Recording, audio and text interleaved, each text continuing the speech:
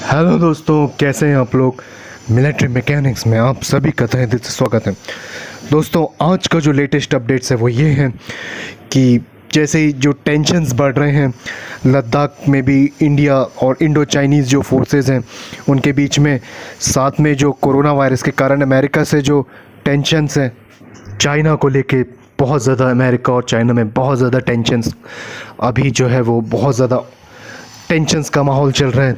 और इसी बीच ये खबर आ रही है जैसे इंडिया और चाइना का जो अभी टेंशन चल रहा है, जो स्टैंड ऑफ है वहाँ पर लद्दाख में गालवान वैली में जो अभी हुआ है।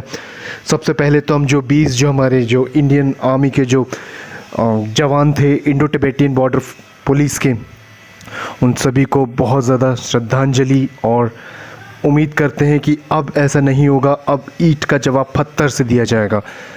तो सबसे पहले हालांकि हमारे जवानों ने भी उनको मारे, लगभग 40 से 45 पीएलए के आर्मी के भी पर्सन जो है वो उनकी कैजुअलिटी हुई है। लगभग 45 के आसपास पीएलए के जो जवान हैं वो भी मारे गए।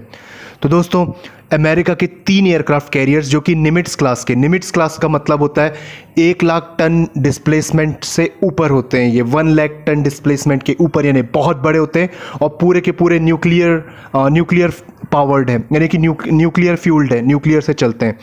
न्यूक्लियर से चलने का मतलब है कि इनमें असीमित शक्तियाँ, असीमित कहीं भी जा सकते हैं, ये असीमित दूरियों तक जा सकते हैं।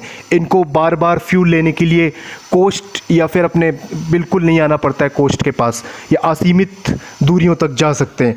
तो दोस्तों, Ronald Reagan, USS Ronald Reagan और यूएसएस थियोडोर रूजवेल्ट, अब जो थियोडोर रूजवेल्ट तो जो है वो भी एक निमिट्स क्लास का है और इसको इंडियन ओशन में भेजा जा रहा है, इंडियन ओशन में चाइना को टक्कर देने के लिए। और ये भी लोग उसका आकलन लगा रहे हैं कि ये इंडिया का साथ देने के लिए भेजा जा रहा है और इंडिया और यूएस दोनों ही साथ में यहाँ मिलकर पेट्रोलिंग करेंगे। अब चाइनीज़ शिप्स कभी इंडियन ओशन में कभी नहीं आ पाएंगे। ये American aircraft carrier Indian ocean में डिप्लॉय करने का एक यही मकसद है, यहाँ पर पेट्रोलिंग करेंगे। और अब चाइनीज़ शिप्स कभी, चाइनीज़ नेवी की जो शिप है, पीएलए नेवी के शिप्स, वो इंडियन ओशन में शायद अब कभी ना आ पाए। रोनाल्ड रीगन निमिट्स क्लास का है, लगभग 5000 क्रू मेंबर्स होते हैं इसमें। और यूएसएस रोनाल्ड रीगन के साथ साथ यूएसएस थियोडोर रूजवेल्ट, अब थियोडोर रूजवेल्ट जो है वो भी हाल ही में कोरोना वायरस के कारण उसको कोस्ट के पास उसको डॉक किया गया था, लेकिन अब फ़िलहाल वो फिर से अपनी पूरी क्षमताओं के साथ तैयार है और चीन को दिखाने के लिए भी कि देखो कोरोना वायरस से अब बिल्कुल ठीक हो चुके हैं। चीन को आके दिखाने के लिए वो साउथ चाइना सी को क्रॉस करके अब इंडियन ओशन में आ रहे हैं पेट्रोलिंग करने के लिए।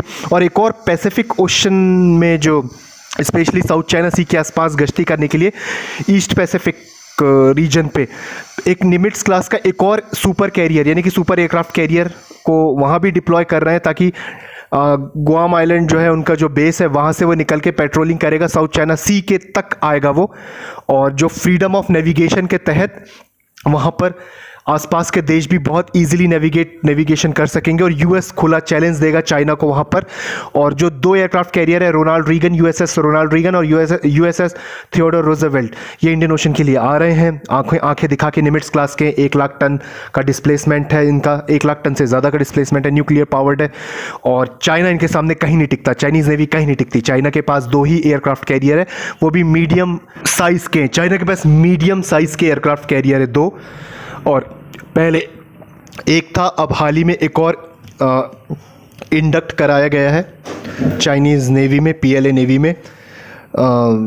दूसरी चीज़ है जो रोनाल्ड रीगन और यूएसएस थियोडोर रूजवेल्ट, ये बहुत ज़्यादा, क्योंकि न्यूक्लियर पावर्ड है, असीमित दूरियों को जा सकते हैं, साथ में 80 से 90 और लगभग 100 एयरक्राफ्ट्स इसमें 5th जनरेशन के खड़े हो सकते हैं। और ये बहुत ज़्यादा एडवांस्ड है।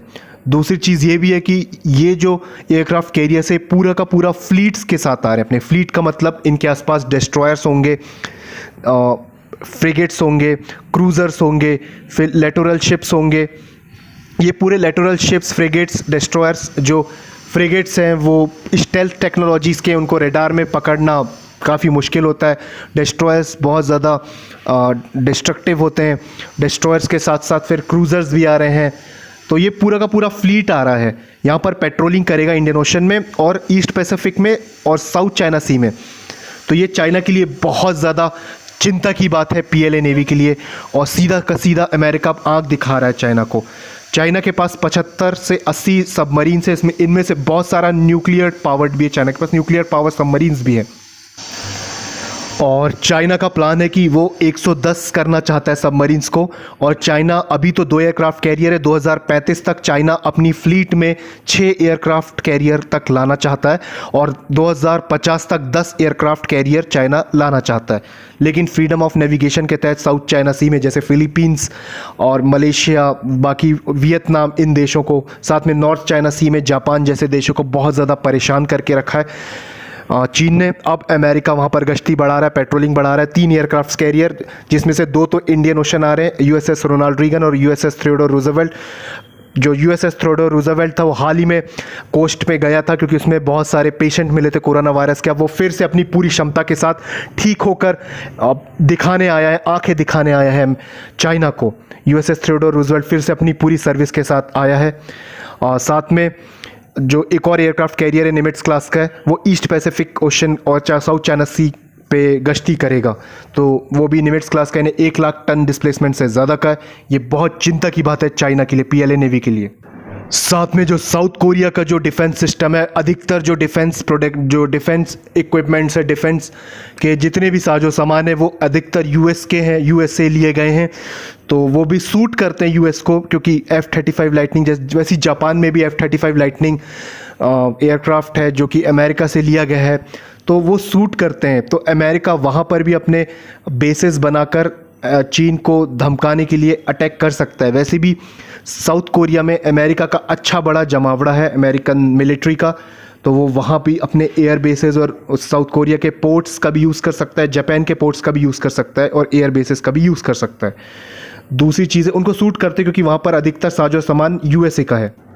जापान साउथ कोरिया में अधिकतर जो मिलिट्री के जितने भी इक्विपमेंट्स हैं, जितने भी वेपन सिस्टम्स हैं, वो अधिकतर यूएसए के ही से ही खरीदे गए हैं साउथ कोरिया और जापान में। साथ में ये भी खबर आ रही है कि F-35 लाइटनिंग जो कि बहुत ज़बरदस्त एयरक्राफ्ट है, फाइटर एयरक्राफ्ट है, वो ताइवान को भी देना चाह रहा है अमेरिका। और ताइवान का यूएन में सदस्यता के लिए भी ज़बरदस्त कदम उठाया जा रहा है ताकि ताइवान एक अलग मुल्क की पहचान मिले। तो दोस्तों, चाइना जो पीएलए नेवी के लिए बहुत बड़ा हार्ड पॉइंट है, बहुत ज़्यादा दिक्कत की बात है। और लद्दाख में भी जैसा उनका स्टैंड ऑफ है, तो पीएलए और साथ में पूरे के पूरे जो चाइना का पीएलए है उनके लिए दिक्कत की बात है। लद्दाख में भी भारत के जवान जो है बिल्कुल फुल ताकत के साथ तैनात खड़े हैं। तो दोस्तों, मिलिट्री से रिलेटेड और कोई चीज़ जानकारी के लिए आप चाहते हैं, आप इस चैनल को सब्सक्राइब कीजिए, लाइक कीजिए, शेयर कीजिए और बेल आइकन को प्रेस भी कर दीजिए।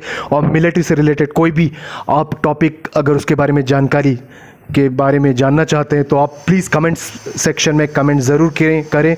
कमेंट सेक्शन में आप कमेंट करेंगे तो आपके जितने भी सुझाव है, वो आपकी रिक्वेस्ट हो, हमको पता चलेगा, हम और भी इम्प्रूव करेंगे अपनी वीडियोस में। और बेल आइकॉन को ज़रूर दबाएं ताकि आगे आने वाले वीडियोस का नोटिफिकेशन आपको टाइम पे मिले। इसको सब्सक्राइब कीजिए, लाइक कीजिए, शेयर कीजिए, सब्सक्राइब कीजिए। थैंक यू दोस्तों।